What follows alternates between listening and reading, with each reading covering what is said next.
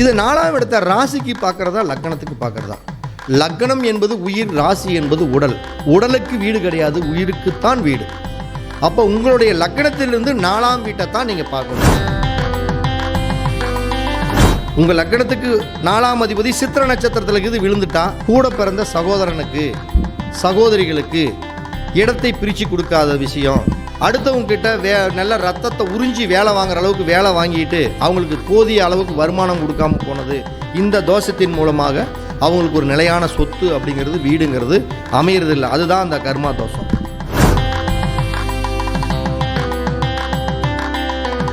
எல்லோரும் நலமுடன் வாழ நவகிரகங்களையும் பஞ்சபூதங்களையும் வணங்கி சரவணபவ பரணி பாரதியின் அன்பான இனிய வணக்கம். இன்றைக்கி நம்ம பார்க்கக்கூடிய பதிவு அப்படின்னு பார்த்திங்கன்னா, இந்த 4ஆம் வீடு அப்படிங்கக்கூடிய வீடும் கர்மா தோஷமும் அப்படிங்கக்கூடிய ஒரு தலைப்பில் தான் நம்ம பேச போகிறோம். அது என்ன 4ஆவது வீடு, அது என்ன கர்மா தோஷம் அப்படின்னா, நீங்கள் பார்த்துருப்பீங்க, உங்களுக்கு தெரிஞ்ச நிறைய சொந்த பந்தங்களை பார்த்துருக்கலாம், இல்லை நட்பு வட்டாரங்களை பார்த்துருக்கலாம், உறவினர்களை பார்த்துருக்கலாம், எல்லாமே இருக்கும். அதாவது சொந்த இடம் 10 ஏக்கர் கூட இருக்கும், ஆனால் அவங்களுக்கு அந்த இடத்துல ஒரு வீடு கட்ட முடியாது அவங்களால. இது மாதிரி நிறைய பேர் இருப்பாங்க. இன்னும் சில பேர்த்த பார்த்தீங்கன்னா வீடு கட்டுறதுக்கு கிட்டத்தட்ட பணம்னே பார்த்தீங்கன்னா 2 கோடி 3 கோடி ரூபான்னு கையில் வச்சுருப்பாங்க. ஆனால் வீடு வந்து நல்லபடியாக அவங்களுக்கு அமையவே அமையாது. இன்னொரு கேட்டகரி பார்த்திங்கன்னா, அவங்க ஒரு வீட்டுக்கு 10 வீடு கட்டியிருப்பாங்க, ஆனால் 10 வீடும் வாடகைக்கு தான் விட்டுருப்பாங்க. இவங்களும் ஒரு வீட்டில் போய் வாடகைக்கு இருப்பாங்க. நிரந்தரமாக ஒரு வீட்டில் அவங்க குடும்பத்தோடு வசிக்க முடியாது. அதுதான் 4ஆம் வீடும் உங்களுடைய கர்மாவும் அப்படிங்கக்கூடிய ஒரு அழகான பதிவு. அப்போ உங்களுக்கெல்லாம் ஒரு வீடு அமையலை அப்படின்னா இதையெல்லாம் நீங்கள் ஃபாலோ பண்ணணும். அப்போ கர்மா நட்சத்திரங்கள் அப்படின்னு கிட்டத்தட்ட 12 ராசியிலும் சில கர்மா நட்சத்திரங்கள் இருக்குது. உதாரணத்துக்கு சொல்லப்போனால், இப்போ மேச ராசினா மேச ராசியில் அஸ்வினி நட்சத்திரம் இருக்குது, ரிஷப ராசினா ரிஷப ராசியில் மிருகசீரிட நட்சத்திரம் இருக்குது, மிதுன ராசி அப்படின்னா திருவாதிரை நட்சத்திரம் இருக்குது, அடுத்தது கடக ராசி அப்படின்னா ஆயில்ய நட்சத்திரம் இருக்குது, சிம்ம ராசி அப்படின்னா சிம்ம ராசியில் பூர நட்சத்திரம் கருவா நட்சத்திரமாக இருக்குது, அதே மாதிரி கன்னி ராசினா கன்னி ராசியில் அஸ்த நட்சத்திரம் இருக்குது, துலா ராசினா துலா ராசியில் சித்திர நட்சத்திரம் கர்மா நட்சத்திரமாக வரும், அதே மாதிரி துலாப்புக்கு அப்புறம் விருச்சக அப்படின்னா அனுச நட்சத்திரம் கர்மா நட்சத்திரமாக வரும், அதே மாதிரி தனுசு ராசினா தனுசு ராசியில் இருக்கக்கூடிய 3 நட்சத்திரமே, அதாவது மூலம் பூராடம் உத்திராடம், இந்த நட்சத்திரம் எல்லாமே 1ஆம் பாதம் வரைக்கும் தான். இது எல்லாமே நம்மளுக்கு கர்ம நட்சத்திரம் தான். அதே மாதிரி பார்த்திங்கன்னா மகர ராசியில் அவிட்ட நட்சத்திரமும், கும்ப ராசியில் பூரட்டாதி நட்சத்திரமும், அதே மாதிரி மீன ராசியில் உத்திரட்டாதி நட்சத்திரமும் நம்மளுக்கு கர்ம நட்சத்திரம் அப்படிங்கிறது உங்களுக்கு பொதுவாக தெரியும். அப்போ நம்ம பேசக்கூடிய தலைப்பு என்னென்னா 4ஆவது வீடு. 4ஆவது வீடுங்கிறது தான் ஒரு மனிதனுடைய நிலம், பூமி, சொத்து, நம்ம வசிக்கக்கூடிய வீடு, இதையெல்லாம் சொல்கிறது இந்த 4ஆம் இடம் தான். இது 4ஆம் இடத்த ராசிக்கு பார்க்குறதா லக்னத்துக்கு பார்க்குறதா? லக்னம் என்பது உயிர், ராசி என்பது உடல். உடலுக்கு வீடு கிடையாது, உயிருக்குத்தான் வீடு. அப்போ உங்களுடைய லக்னத்திலிருந்து 4ஆம் வீட்டை தான் நீங்கள் பார்க்கணும். அப்போ உங்களோட லக்னத்திற்கு எந்த லக்னமாக வேணுமாலும் இருங்க, உங்கள் லக்னத்துக்கு 4ஆம் வீட்டில் என்ன கிரகம் இருக்கிறதோ அந்த கிரகம் மாதிரி தான் உங்களுடைய வீடு அமையும். நல்லா புரிஞ்சுக்கணும். இப்போ 4ஆம் இடத்துல சூரியன் இருந்ததுன்னா உங்களுடைய வீடு அரசு துறை சம்பந்தப்பட்ட அதிகாரிகள் வீடு இருக்கலாம், இல்லை அரசு துறை சார்ந்த கட்டடங்கள் பக்கத்தில் இருக்கலாம். அதேமாதிரி 4ஆம் இடத்துல சந்திரன் இருந்ததுன்னா உங்கள் வீட்டுக்கு பக்கத்தில் தண்ணி ஓட்டம் உள்ளதாக இருக்கலாம். செவ்வாய் இருந்ததுன்னா அந்த இடத்த பக்கத்தில் உடற்பயிற்சி, இது மாதிரி விளையாட்டு மைதானம் இது மாதிரி இருக்கலாம். புதன்னா பள்ளிக்கூடம் இருக்கலாம், குருன்னா பேங்க் இருக்கலாம், ஒரு கோயில் இருக்கலாம், சுக்கிரன்னா விளையாட்டு அரங்கங்கள் இருக்கலாம், சனினா உங்கள் வீட்டை சுற்றி கொஞ்சம் வசதி வாய்ப்பு குறையில்லா அப்படி இருக்கிறவங்க இருப்பாங்க, ராகு இருந்ததுன்னா கேது இருந்ததுன்னா அந்த பாம்பு புத்து இந்த மாதிரி நடமாட்டம் உள்ளதாக இருக்கும். அப்போ இங்கே ஒரு பாவத்தை விட பாவத்தில் உள்ளவன் தான் பலவான் நம்ம சொல்லிகிட்டு இருப்போம். எப்படின்னா என்னென்னா, உங்களுடைய ராசி லக்னத்திற்கு 4ஆம் இடத்துல 4ஆம் வீட்டு அதிபதியை விட 4ஆம் வீட்டில் உள்ளவன் பலவான். நல்லா புரிஞ்சுக்கணும். அப்போ ராசியில் ஒரு கிரகம், அதாவது உங்களோட 4ஆம் இடத்துல ஒரு கிரகம் இல்லைன்னா அந்த வீட்டு அதிபதி எடுத்துக்கலாம். நல்லா புரிஞ்சுக்கணும். ஆனால் அங்கே கிரகமே இல்லைன்னா எடுத்துக்கலாம், ஆனால் அங்கே கிரகம் இருந்தால் அந்த கிரகத்தை தான் நீங்கள் எடுக்கணும். இதை தான் நல்லா புரிஞ்சுக்கணும். 4ஆம் வீடும் கர்மாவும் தான் பேசுகிறோம். இப்போ ஒரு உதாரணத்துக்கு எந்த லக்னமாக இருந்தாலும் சரி, உங்களை 4ஆம் வீட்டுக்குள்ள கிரகம் இல்லைன்னா அதிபதி எடுத்துக்கணும். அப்படி கிரகம் இருந்தால் அந்த கிரகம் நின்ற நட்சத்திர அதிபதியை எடுத்துக்கணும். இதுதான் நீங்கள் லாஜிக்கு. ஒரு உதாரணத்துக்கு நம்ம சொல்கிறோம், மேச லக்னம்னு வச்சுக்கோங்க. மேச லக்னத்தில் பிறந்தவங்களுக்கு புரியுதுங்களா, 4ஆம் வீட்டு அதிபதி யார்? மேசம், ரிஷபம், மிதுனம், கடகம். அப்போ அந்த கடக நட்சத்திரம் இருக்கக்கூடிய அந்த ராசிக்குள்ளே ஆயில்ய நட்சத்திரம் கர்ம நட்சத்திரமா? அப்போ உங்களுடைய 4ஆம் அதிபதி யார்? சந்திரன். இந்த சந்திரன் கர்ம நட்சத்திரத்தில் இருந்துட்டா, அப்போ ஆயில்யத்தினின்று இல்லை, இரவு நான் சொல்லக்கூடிய எந்த நட்சத்திரத்துலேயுமே 4ஆம் இடத்து அதிபதி கர்ம நட்சத்திரத்தில் இருந்தால் உங்களுக்கு வீடு அமைகிறதுல ஒரு சிக்கல், வீட்டில் நிம்மதி இல்லாத தன்மை, வீட்டின் மூலம் ஒரு வருத்தம், வீடு கட்டினதுக்கப்புறம் ஒரு கர்மா நடக்கிறது, இது எல்லாமே வரக்கூடிய அமைப்பு. அப்போ நீங்கள் ஒருவேளை பாவத்தில் இருக்கிறாருன்னு வச்சுங்க. ஒரு உதாரணத்துக்கு இப்போ மேச லக்னத்துக்கு 4ஆம் இடம், ஒரு 4ஆம் இடத்துல ஒரு புதன் இருக்கிறாருன்னு வச்சுக்கோங்க. அப்போ அந்த புதன் என்ன நட்சத்திரத்தில் இருக்கிறாரோ அது கர்ம நட்சத்திரம், ஆயில்ய நட்சத்திரம் இருக்குன்னு வச்சுக்கோங்க. அப்போ அந்த ஆயில்ய நட்சத்திரத்தை எடுத்து வச்சு நீங்கள் பலன் சொல்லணும். இப்படி தான் மேட்ரு. நீங்கள் நல்லா அந்த வீடியோ 2 டைம் பாருங்கள். அப்போ உங்களுடைய லக்னத்திற்கு 4ஆம் வீட்டில் ஒரு கிரகம் இருந்தால் அந்த கிரகம் நின்ற நட்சத்திரத்தை எடுத்துக்கொள்ளுங்கள். கிரகம் இல்லை என்ற பட்சத்தில் 4ஆம் வீட்டு அதிபதி என்ன நட்சத்திரத்தில் இருக்கிறாரோ அப்படி என்பதை பார்த்து நீங்கள் கர்மாவில் உளுந்துருக்குதா, கர்மாவில் உழுகலையான்னு நீங்கள் முடிவு பண்ணிக்கலாம். அப்போ 4ஆம் அதிபதி கர்ம நட்சத்திரத்தில் உளுந்துருச்சு, அவங்க என்ன கர்மாவை அனுபவிக்க பிறந்திருப்பாங்க அப்படிங்கிறது தெரியணுமில்ல. ஒரு உதாரணத்துக்கு எந்த ஜாதகமாக இருக்கட்டும், 4ஆம் அதிபதி ஆயில்ய நட்சத்திரத்தில் உளுந்துருச்சுப்பா, அப்போ அவங்க முன் ஜென்மத்தில் ஆயில்யம்ங்கிறது யார்? ஆயில்யம் கேட்டை ரேவதி என்பது புதன். அப்போ டாக்குமெண்ட் சம்மந்தப்பட்ட விஷயங்களை யாராச்சும் அவங்ககிட்ட ஒப்படைச்சிருப்பாங்க. ஒரு இடத்த கூட இதை பத்திரமா வச்சுருங்க, இல்லைன்னா அப்படி கையெழுத்து போட்டு தரேன்னு இவங்க நம்பிக்கையின் பேரில் கொடுத்துருப்பாங்க. அதை திருப்பி அவங்களுக்கு சரியாக செலுத்தாதனால, அந்த டாக்குமெண்ட் சம்மந்தப்பட்ட விஷயங்களில் உறவு முறையில் சரியாக செலுத்தாதனால அந்த கர்மா தோஷம் அவங்களுக்கு வந்து கடைசியில் பார்த்திங்கன்னா அவங்க ஒரு நல்ல ரிஜிஸ்ட்ரேஷன் பண்ணி ஒரு வீட்டில் வசிக்கக்கூடிய இல்லாத அளவுக்கு தன்மை கொடுத்துரும். இதுவே 4ஆம் வீட்டு அதிபதியாக இருந்தாலும் சரி, கிரகன் என்ற நட்சத்திரமாக இருந்தாலும் சரி, நான் சொன்ன டாபிக் எடுத்துக்கணும். மிருகசீரிட நட்சத்திரத்தில் இருக்குதுன்னு வச்சுக்கோங்க. அப்போ மிருகசீரிடம் அப்படிங்கிறது செவ்வாயோடைய நட்சத்திரம். சரியாக தன்னுடைய கூட பிறந்த அண்ணன் தம்பிக்கு சொத்தை பிரித்து கொடுத்துருக்க மாட்டானுங்க, இல்லை தம்பிக்கோ சகோதரர்கள் உறவுகளுக்கோ அந்த இடத்த வந்து சரியாக கொடுக்காதனால அந்த கர்மா அப்படிங்கிறது அவங்களுக்கு அடுத்த ஜென்மத்தில் தொடரும் தன்னுடைய வாரிசுகள் மூலமாக. இதுவே வந்து பார்த்திங்கன்னா திருவாதிரை நட்சத்திரத்தில் இருக்குது. திருவாதிரை நட்சத்திரம்னா என்ன? இவங்களுடைய தாத்தா, அதாவது ஆண் வழியோடைய அப்பா, அவர் என்ன பண்ணியிருப்பார்?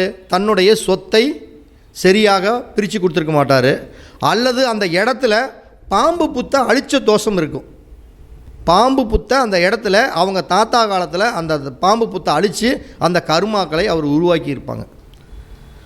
அதே மாதிரி ஆயில்ய நட்சத்திரத்தில் இருக்குதுன்னு வச்சுக்கோங்க.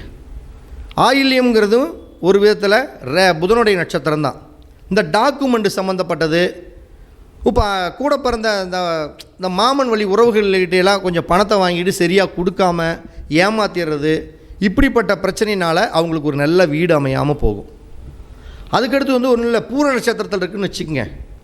அவங்க வந்து என்னென்னா கூட பிறந்த சகோதரிகளுக்கு இடத்த வந்து சரியாக பிரித்து கொடுத்துருக்க மாட்டாங்க. கூட பிறந்த சகோதரிகளுக்கு அந்த கொடுக்க வேண்டிய அந்த தச்சனை, அவங்களுக்கு உண்டான ஒரு கல்யாணம் பண்ணிட்டு போகிறப்ப என்னென்ன கொடுக்கணுமோ அதெல்லாம் முறையாக கொடுக்காம அவங்க கண்ணீர் விட்டுட்டு போன தோஷம்தான் அவங்களுக்கு ஒரு வீடே அமையாமல் போகிறதுக்கு உண்டான வாய்ப்பு நிச்சயமாக கிடைக்கும். இந்த அஸ்த நட்சத்திரம், அப்போ இந்த அஸ்த நட்சத்திரம் இருக்கிறவங்க முன் ஜென்மத்தில் தன்னுடைய தாயாருக்கு ஒழுங்காக சாப்பாடு போட்டு பராமரிப்பு பண்ணியிருக்க மாட்டாங்க. தன்னுடைய தாயாருக்கு சாப்பாடு போட்டு சரியாக பராமரிக்காமல் தன்னுடைய தாயின் தேவைகளை பூர்த்தி செய்யாதனால அவனுக்கு இந்த ஜென்மத்தில் ஒரு நல்ல வீடு அமைவது இல்லை. இப்போ அதே மாதிரி சித்திரை நட்சத்திரம், உங்கள் லக்னத்துக்கு 4ஆம் அதிபதி சித்திரை நட்சத்திரத்தில் இருக்குது விழுந்துட்டா, கூட பிறந்த சகோதரனுக்கு சகோதரிகளுக்கு இடத்தை பிரித்து கொடுக்காத விஷயம், அடுத்தவங்கிட்ட நல்ல ரத்தத்தை உறிஞ்சி வேலை வாங்குற அளவுக்கு வேலை வாங்கிட்டு அவங்களுக்கு போதிய அளவுக்கு வருமானம் கொடுக்காமல் போனது, இந்த தோஷத்தின் மூலமாக அவங்களுக்கு ஒரு நிலையான சொத்து அப்படிங்கிறது வீடுங்கிறது அமையிறது இல்லை. அதுதான் அந்த கர்மா தோஷம். அதே மாதிரி பார்த்திங்கன்னா அனுஷ நட்சத்திரம், அப்போ உங்களுடைய 4ஆம் அதிபதி அனுச நட்சத்திரத்தில் விழுந்தால் அவன் கண்டிப்பாக அவங்களுடைய காலத்தில் முன்ஜென்மத்தில் வேலையாட்களுக்கு உண்டான வேலையை வாங்கிட்டு ரத்தத்தை உறிஞ்சிக்கிட்டு அவனுக்கு போதிய வருமானத்தை கொடுக்காதனால அந்த வேலையாட்கள் விட்ட சாபம் அவர்களுக்கு ஒரு நிலையான வீடு அமைவதில்லை என்பது தான் நம்ம பார்க்கக்கூடிய கருத்தே. இப்போ தனுசில் பார்த்தீங்கன்னா மூலம், பூராடம், உத்திராடம் இருக்குது. அப்போ உங்களுடைய 4ஆம் அதிபதி மூலத்தில் விழுந்துட்டாலும் சரி, பூராடத்தில் விழுந்துட்டாலும் சரி, மூலம் உத்திராடத்தில் விழுந்துட்டாலும் சரி, உத்திராடத்தில் விழுந்தால் தன்னுடைய தந்தையை கவனிக்காத தோஷம், மூலத்தில் விழுந்தால் தன்னுடைய தாய்வழி உறவுகளை கவனிக்காத தோஷம், தன்னுடைய தாய்வழி உறவுகளில் தோஷம் பண்ணது. பூராட நட்சத்திரத்தில் இருந்தால் தன் மனைவியை ஏளனமாக பேசி இல்லை மனைவிக்கு உண்டான ஒரு அங்கீகாரத்தை முழுவாத மனைவியை சித்திரவு செய்யப்பட்ட தோஷம் அவனுக்கு ஒரு நிலம், வீடு, சுகம் அப்படிங்கிறது கிடைக்காமல் போயிடுது. அதே மாதிரி பார்த்திங்கன்னா அவிட்ட நட்சத்திரம் மேக்சிமம் செவ்வாயோட நட்சத்திரத்தில் பூரா இந்த கர்மா விழுந்துட்டாவே அவனுக்கு ஒரு நிலம் அமையிறதுல சரியான ஒரு பங்களிப்பே இல்லை. அதே மாதிரி பூரட்டாதி நட்சத்திரம் ஒருத்தர்கிட்ட பணத்தை வாங்கிட்டு உங்களுடைய 4ஆம் அதிபதி பூரட்டாதி நட்சத்திரத்தில் விழுந்துட்டா ஒருத்தர்கிட்ட பணத்தை வாங்கிட்டு அந்த பணத்தை வந்து சரியாக கொடுக்காமல் ஏமாத்திடுறது. நீ எப்போ கொடுத்த பணம், உங்கள்கிட்ட நான் பணமே வாங்கலை, அந்த கடவுள் மேலே வாங்கலை, இந்த கடவுள் மேலே வாங்கலை அப்படின்னு சொல்லி அவங்கள ஏமாத்திடுறது. ஒவ்வொருத்தர் பார்த்துருக்கீங்களா, பழைய காலத்துலலாம் வந்து பார்த்திங்கன்னா ஊரில் ஒரு பெரிய பண்ணைக்காரர் பெரிய ஒரு ஆள் இருந்தார்னா வீட்டில் இந்த காதில் மூக்கில் இதிலெல்லாம் இருக்கிறத பெறாமே அந்த தோடுகளெல்லாம் கொண்டு போய் ஒருத்தர் பண்ணைக்காரர்கிட்ட கொடுத்து வச்சுருப்பாங்க. கிராமத்தில் இருக்கவங்களுக்கு தெரியும். அது நோம்பி நொடி நான் மட்டும் போய் அப்பப்போ வாங்கிட்டு வந்து வச்சுக்குவாங்க. இல்லை குடும்பத்தில் ஒரு 10 ரூபா சம்பாரித்து பணத்தை சேர்த்து வச்சுருந்தாங்கன்னா அந்த பணத்தை எல்லாம் கொண்டு ஒரு பக்கம் வச்சுருப்பாங்க. என் பிள்ளை கல்யாணத்தப்போ வாங்கிக்கிறேங்க. அப்போ போய் கேட்குறப்ப என்ன சொல்லுவான், நீ எப்போ பணம் கொடுத்த, உன் பணத்தை ஏற்கனவே வாங்கிட்டு போயிட்டோம்மா. அப்போ பணத்தை வாங்கி கொண்டு ஏமாற்றிய கொடுக்காமல் உண்டான தோஷம்தான் இந்த பூரட்டாதியில் இருக்கக்கூடிய தோஷமே. அப்போ உத்திரட்டாதி நட்சத்திரம் அப்படிங்கிறது சனியோட நட்சத்திரம். தன்னுடைய வீட்டில் வேலை செஞ்சவங்களுக்கு, அது கட்டட வேலையாக இருக்கட்டும், தோட்ட வேலையாக இருக்கட்டும், அவங்களுக்கெல்லாம் சரியான உண்டான உரிய வருமானத்தை கொடுக்காதனால் வரக்கூடிய தோஷம். அப்போ எந்த கிரகங்கள் உங்களுக்கு 4ஆம் அதிபதி கர்ம நட்சத்திரத்தில் இருந்ததுன்னா அந்த கர்ம கிரகங்கள் என்ன உறவு முறைகளோ அவர்களில் ஏமாற்றிய தோஷம்தான் அவர்களுக்கு விதிப்பயனில் அமையும். அப்போ இப்படிப்பட்டவங்க என்ன மாதிரி வழிபாடுகளை பண்ணுனா, அவங்க என்ன பண்ணுனா முதல்ல அந்த தோஷத்தை நிவர்த்தி பண்ண முடியும் அப்படிங்கிறத முதல்ல தெரிஞ்சுக்கிட்டு அதை ஸ்டடி பண்ணிக்கிட்டு தான் நீங்கள் மற்றது பேசணும். அப்போ உங்களுடைய லக்னத்திற்கு 4ஆம் அதிபதி அசுவினிலேயோ மூலத்திலேயோ, அதாவது கேதுவோட நட்சத்திரத்தில் விழுந்துருச்சு அப்படின்னா இடத்துல கேதுங்கிறது 4ஆம் இடம்ங்கிறது வீடு, கேது அப்படிங்கிறது ஒரு விதத்தில் தடை, தாமதம், சிக்கல். அப்போ 4ஆம் அதிபதி கேதுவோட நட்சத்திரத்தில் விழுந்துட்டா இடத்தில் பூமி சம்பந்தப்பட்ட தோஷம் இருக்கும். சொன்னாலும் சொல்லாட்டி அந்த வீட்டில் தலைமுடி, அந்த இடத்துக்குள்ளே தலைமுடியோடைய நிறைய முடி வந்து அந்த பூமிக்குள்ளே நிச்சயம் இருக்கும். ஏதோ ஒரு விஷயத்தில் பேய் நடமாட்டத்துடைய முனி சம்பந்தப்பட்ட தீய சக்திகளோட நடமாட்டம் இருக்கும். அப்போ அதை வந்து நீங்கள் நிவர்த்தி பண்ணாமல் அந்த வீட்டில் நிம்மதியாக வாழ முடியாது.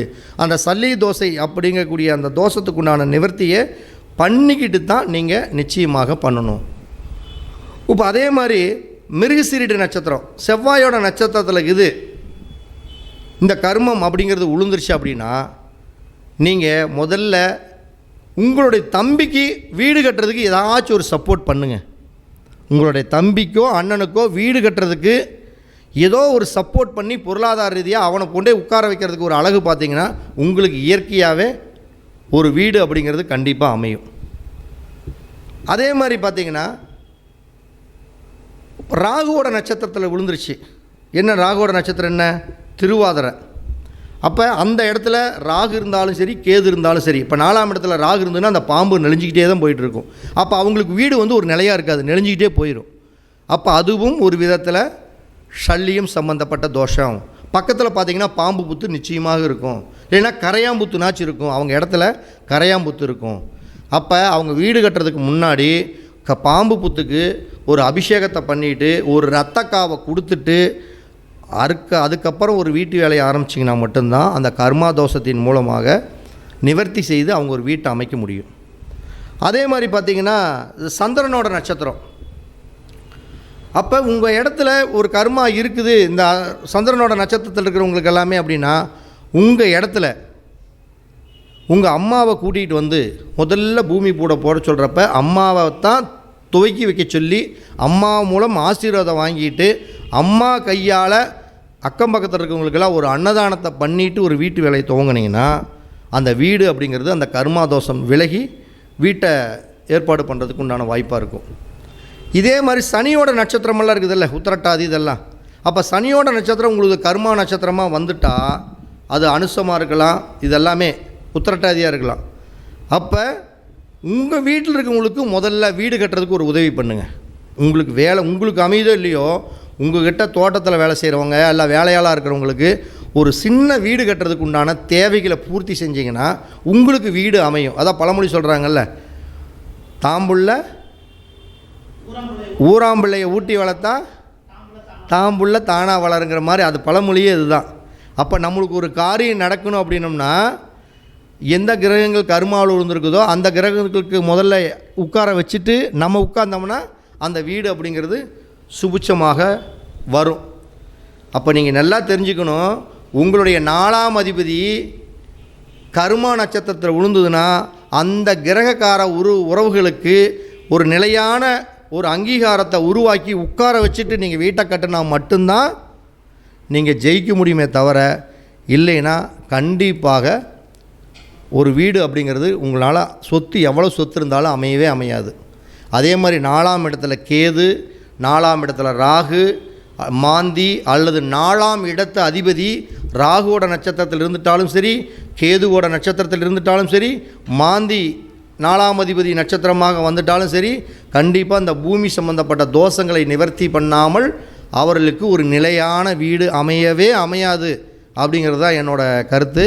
இவ்வளோ நேரம் இந்த ஒரு அற்புதமான ஒரு கருத்துக்களை அழகாக கேட்ட அனைவருக்குமே என்னுடைய மனமார்ந்த நன்றிகளும் வாழ்த்துக்களும் தெரிவிச்சுக்கிறேன். தர்மத்தின் வழி செல்ல செல்ல கர்மத்தின் வழி குறையும் அப்படிங்கக்கூடிய தகவலோடு மீண்டும் சந்திப்போம். அனைவருக்கும் வணக்கம், அனைவருக்கும் வாழ்த்துக்கள்.